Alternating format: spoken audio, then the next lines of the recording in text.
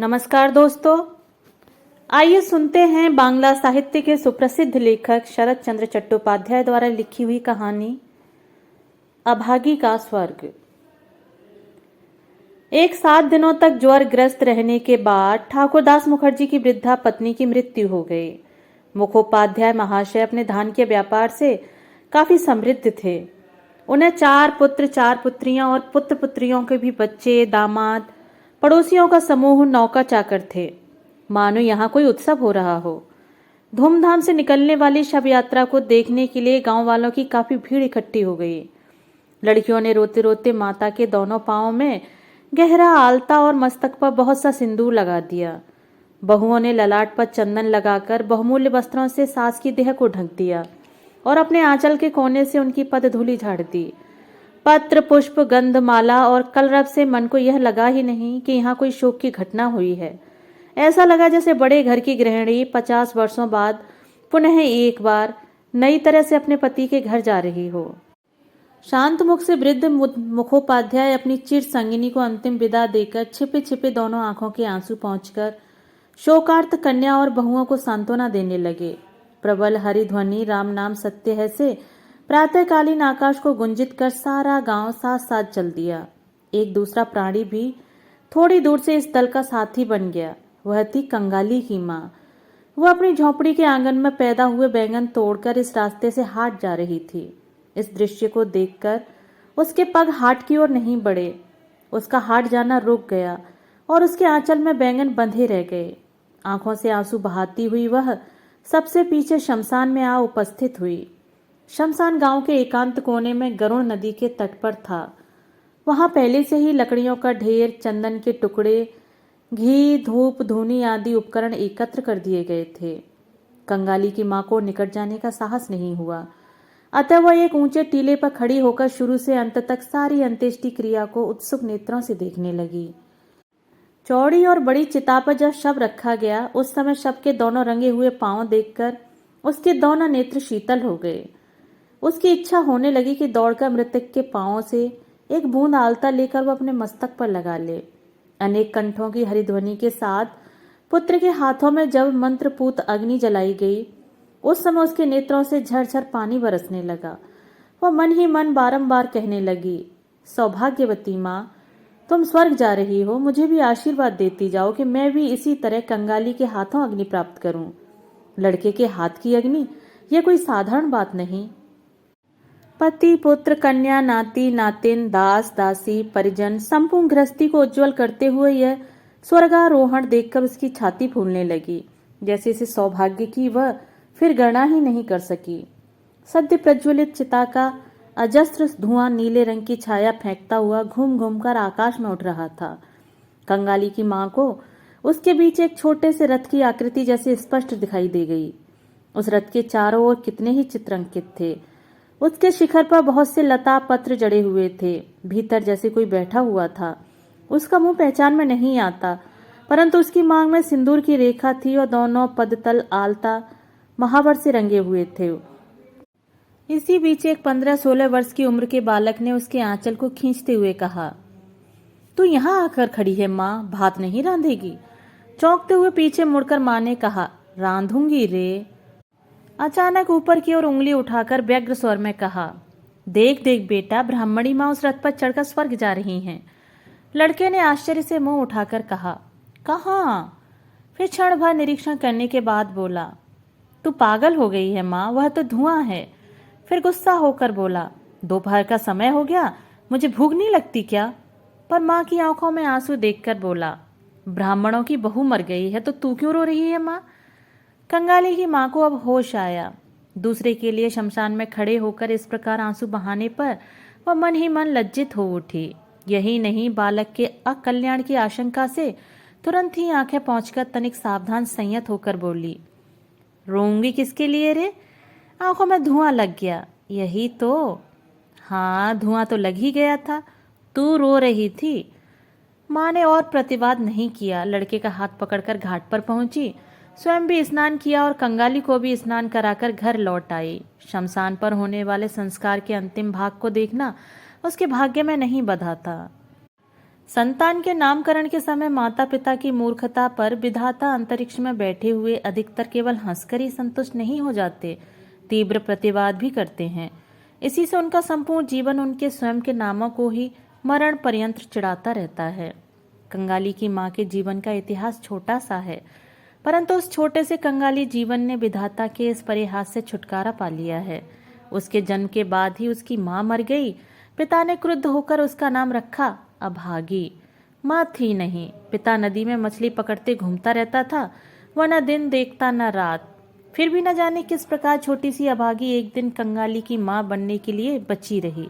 यह एक आश्चर्य की बात है। जिसके साथ विवाह हुआ उसका नाम था रसिक बाग। कुछ दिन बाद ही वह अभागी को छोड़कर दूसरे गांव में चला गया। अभागी अपने अभाग्य एवं उस शिशु पुत्र कंगाली को लेकर गांव में ही पड़ी रही। उसका वही कंगाली आज बड़ा होकर 15वें वर्ष में पदार्पण कर रहा है। फिलहाल उसने बैंत का काम सीखना आरंभ किया है। अभागी को आशा होने लगी है कि और 1 वर्ष तक अपने अभाग्य के साथ जूझ लेने पर उसका दुख अतिरिक्त और कोई नहीं जानता। कंगाली ने पोखर से हाथ मुंह धोकर लौटकर देखा, उसके भोजन की थाली के बचे भोजन को माँ एक मिट्टी के पात्र से ढक कर रख रही है। आश्चर्यचकित होकर उसने पूछा, तुमने नहीं खाया माँ? बहुत देर हो गई बेटा, भूख नहीं रही। लड़के ने विश्वास नहीं किया, बोला, नहीं, भूख क्यों नहीं रही? कहाँ है, देखूं तो तेरी हांडी। इस छलना द्वारा वह बहुत दिनों से कंगाली को धोखा देती आ रही है। आज उसने हांडी देखकर ही छोड़ी। उसमें केवल एक ही व्यक्ति के भोजन के लिए भात था। तब वह प्रसन्न मुख से माँ की गोद में जा बैठा। इस उम्र के बालक साधारणतः इस प्रकार नहीं करते, परंतु शैशव से अक्सर बीमार रहने के कारण माँ की गोद छोड़कर उसे बाहर के संगी साथियों में हिल मिल जाने का सुयोग नहीं मिला। एक बांह गले में डालकर मुंह के ऊपर मुंह रखकर कंगाली ने चकित स्वर में कहा, माँ, तेरा शरीर तो गर्म है, तू क्यों धूप में खड़ी होकर मुर्दे को जलता हुआ देखने गई? फिर क्यों जाकर नहा आई? मुर्दा जलना क्या तैने? माँ ने झटपट लड़के के मुंह को हाथ से दबाते हुए कहा, छी बच्चे, मुर्दा जलना नहीं कहते, पाप होता है। सती लक्ष्मी महारानी रथ पर चढ़कर स्वर्ग गई हैं। बालक ने संदेह करते हुए कहा, तेरे पास एक ही बात है माँ, रथ पर चढ़कर भी कहीं कोई स्वर्ग जाता है? माँ बोली, मैंने तो आंखों से देखा है। कंगाली, ब्राह्मण माँ रथ के ऊपर बैठी थीं, उनके रंगे हुए दोनों पांवों को सबने अपनी आंखों से देखा है रे। सबने देखे हैं? हाँ, सभी ने देखे हैं। कंगाली माँ की छाती से चिपक कर बैठा सोचने लगा। माँ का विश्वास करना ही उसकी आदत है। विश्वास करने की ही उसने बचपन से शिक्षा पाई है। वही माँ जब कह रही है कि सबने आंखें गड़ाकर इतनी बड़ी बात को देखा, तब अविश्वास करने का फिर कोई कारण ही नहीं है। थोड़ी देर बाद वह फिर धीरे से बोला, तब तो तू भी स्वर्ग जाएगी माँ। बिंदी की माँ उस दिन राखाल की बुआ से कह रही थी कि कंगाली की माँ के समान सती लक्ष्मी दूल्हों के मोहल्ले में और कोई नहीं है। कंगाली की माँ चुप रह गई। कंगाली उसी प्रकार धीरे धीरे कहने लगा, पिता ने जब तुझे छोड़ दिया तब कितने दुख और कष्ट तुझे झेलने पड़े, फिर भी एक दिन के लिए भी पिता पर तेरा क्रोध नहीं देखा गया। तुझे आशा थी कि कंगाली के बचने पर तेरा दुख दूर हो जाएगा। हाँ माँ, तेरे न बचने पर मैं कहाँ बचता। मैं तो बिना खाए पिए उतने दिनों में कब का मर गया होता। माँ ने लड़के को दोनों हाथों से पकड़कर छाती से चिपटा लिया। वस्तुतः अनेक प्रकार के परामर्श देने वाले लोगों का अभाव न होते हुए भी सहायता करने वाला व्यक्ति उन दिनों कोई नहीं मिल पाया था। यही नहीं, और भी बहुत उपद्रव उसके साथ किया गया था। उन बातों को स्मरण कर अभागी की आंखों से पानी बहने लगा। लड़का अपने हाथ से इन्हें पहुंचता हुआ बोला, कांथरी बिछा दूं माँ, सोएगी?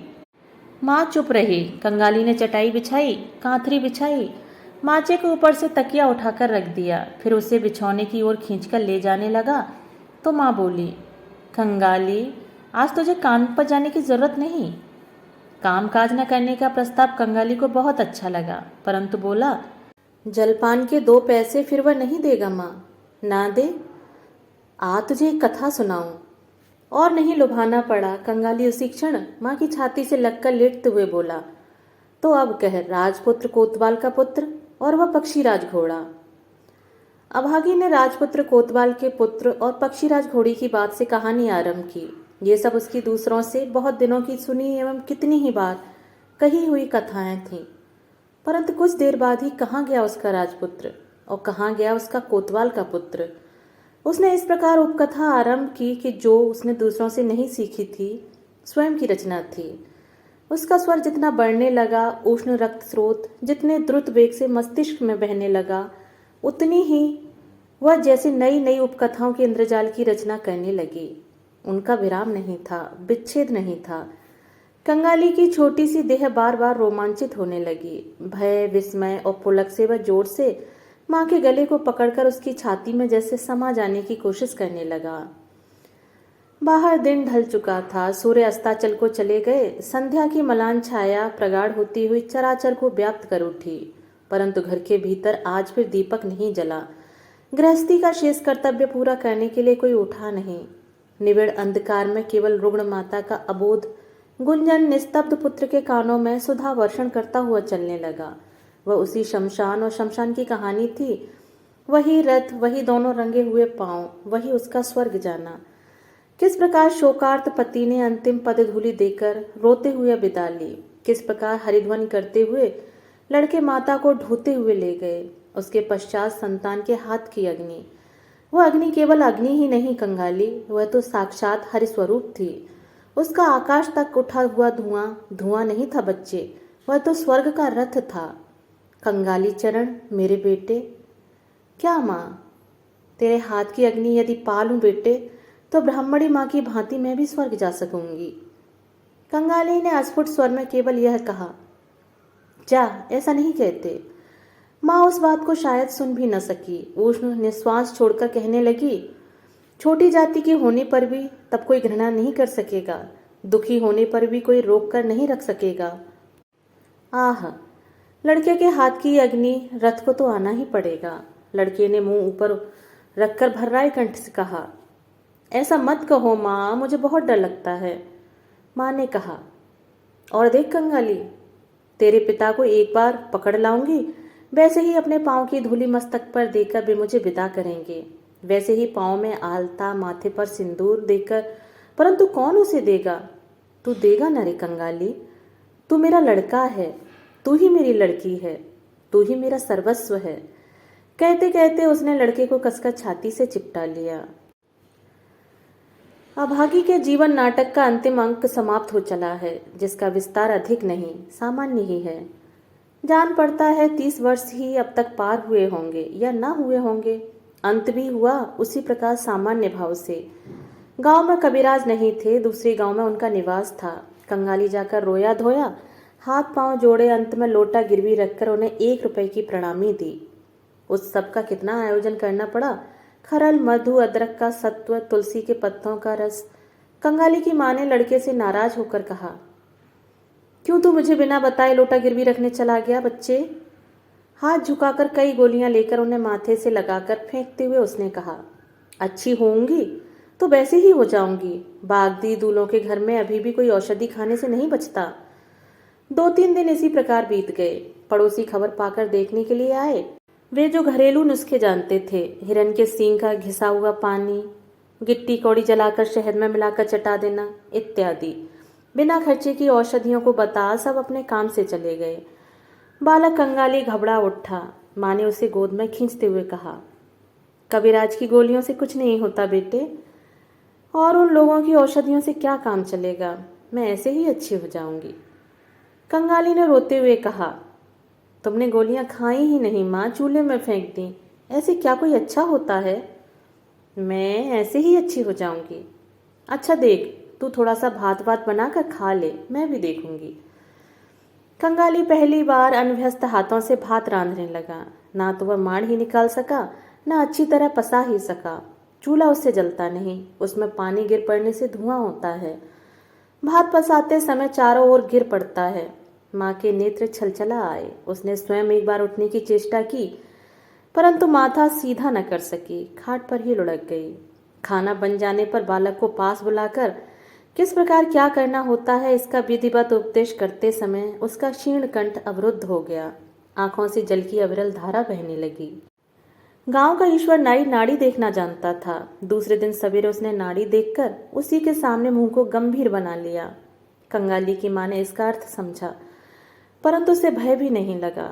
सब लोगों के चले जाने पर उसने लड़के से कहा, इस बार एक बार उन्हें बुलाकर ला सकता है बेटे? किसे माँ?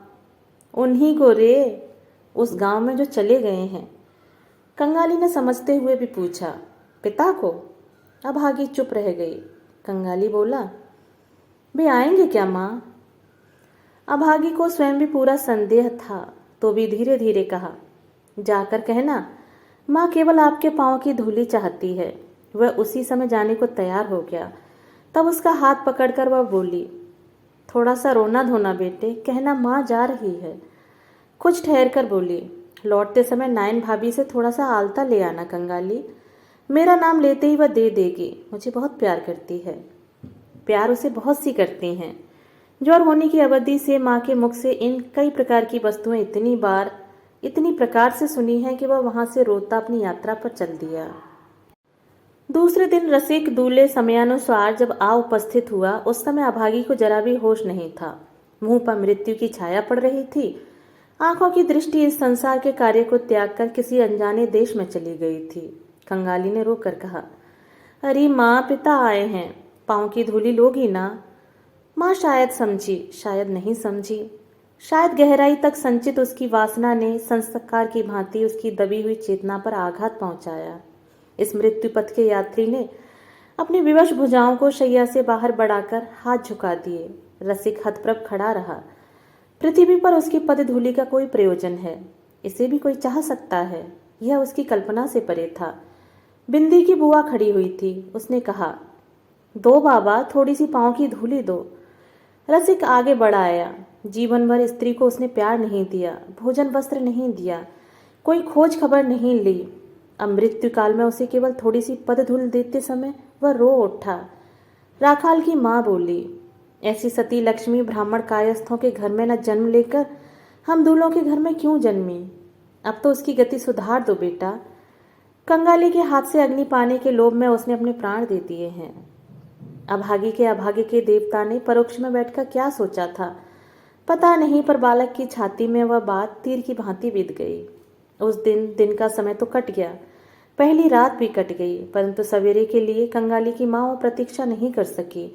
कौन जाने इतनी छोटी जाति के लिए भी स्वर्ग के रथ की व्यवस्था है अथवा नहीं, अथवा अंधेरे में पैदल ही उन्हें जाना पड़ता है। परंतु यह समझ में आ गया कि रात पूरी समाप्त होने से पहले ही उसने इस दुनिया को त्याग दिया। झोंपड़ी के आंगन में एक बेल का पेड़ है। कहीं से कुल्हाड़ी लाकर रसिक ने चोट की अथवा नहीं की, परंतु जमींदार का दरबान कहीं से दौड़ा चला आया और उसके गाल पर तड़ाक से एक चांटा कस दिया। फिर कुल्हाड़ी छीनता हुआ बोला, बेटा, यह क्या तेरा अपना पेड़ है जो काटने लग गया? रसिक गाल पर हाथ फेरने लगा। कंगाली रोता हुआ सा बोला, वाह, यह तो मेरी माँ के हाथ का लगाया हुआ पौधा है दरबान जी। पिताजी को तुमने खामखा क्यों मारा?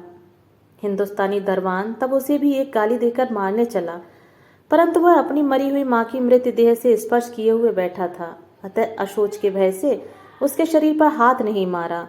शोरगुल से एक भीड़ जमा हो गई। किसी ने भी इस बात से इनकार नहीं किया कि बिना आज्ञा लिए रसिक का पेड़ काटना ठीक नहीं था। वे सब फिर दरबान जी के हाथ पांव जोड़ने लगे कि कृपा करके उसे हुक्म दे दें। कारण, बीमारी के समय जो कोई देखने को आया था, कंगाली की माँ उसी का हाथ पकड़कर अपनी अंतिम अभिलाषा व्यक्त कर गई थी। दरबान भुलावे में आ जाने वाला पात्र नहीं था। उसने हाथ हिलाकर कहा, यह सब चालाकी मेरे सामने नहीं चल सकती। जमींदार स्थानीय व्यक्ति नहीं थे। गोंद में उनकी एक कचहरी है। गुमाश्ता अघर राय उनके कारिंदे हैं। जिस समय सब लोग दरबान से निरर्थक विनय प्रार्थना करने लगे, कंगाली लंबी लंबी सांसें लेकर दौड़ता हुआ एकदम कचहरी वाले मकान में पहुंच गया। उसने लोगों के मुंह से सुना था कि प्यादे लोग घूस लेते हैं। उसे निश्चित रूप से विश्वास हो गया कि इतने बड़े असंगत अत्याचार की बात अगर मालिक को जाकर बता दी जाए तो इसका कोई प्रतिकार हुए बिना नहीं रहेगा। हाय रे अबोध! बंगाल के जमींदारों और उनके कर्मचारियों को वह जानता नहीं था। मातृहीन बालक शोक तथा उत्तेजना से उद्भ्रांत होकर एकदम ऊपर चढ़ता चला गया। अघर राय अभी अभी संध्या पूजा तथा थोड़ा बहुत जलपान करने के बाद बाहर आए थे। विस्मित और क्रुद्ध होकर बोले, क्या है रे? मैं कंगाली हूँ। दरबान ने मेरे पिता को मारा है। ठीक किया, लगान नहीं देता होगा अभागा शायद। कंगाली बोला, नहीं बाबूजी, पिताजी पेड़ काट रहे थे, मेरी माँ मर गई है। कहते कहते वो अपनी रुलाई नहीं रोक सका। सवेरे सवेरे इस रोने धोने से अघर अत्यंत खींच उठे। लड़का मुर्दा छूकर आया है, क्या पता यहाँ भी कुछ छू छा न दिया हो। धमकाते हुए बोले, माँ मर गई है तो नीचे जाकर खड़ा हो।